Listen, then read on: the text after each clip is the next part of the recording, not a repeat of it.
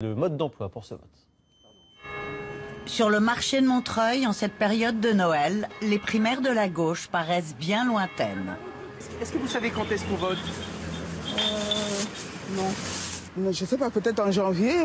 Exact. Le premier tour aura lieu le dimanche 22 janvier, le second 8 jours plus tard, le 29. 7 candidats donc. 4 socialistes, Manuel Valls, Vincent Peillon, Arnaud Montebourg, Benoît Hamon. 2 écologistes, François de Rugy, Jean-Luc Benamias et Sylvia Pinel, radicale de gauche, la seule femme. Est-ce qu'on a tous le droit de voter ?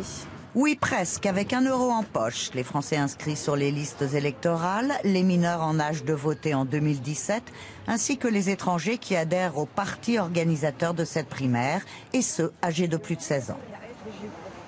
Notre rôle, c'est d'aller les voir et de leur dire que c'est très important de voter pour les primaires citoyennes. À leur disposition, 7 500 à 8 000 bureaux de vote tenus par 40 000 volontaires. Là, vous êtes dans une ville de gauche, il y a quand même 80% de gens qui votent à gauche, moi aussi, et je ne sais pas si je vais aller voter au Parti socialiste. J'attends les vraies élections, voilà. La gauche est divisée, et elle s'annonce, si elle reste divisée, éliminée du premier tour de l'élection présidentielle. Plus il y a d'électeurs, plus ça crée une dynamique de rassemblement.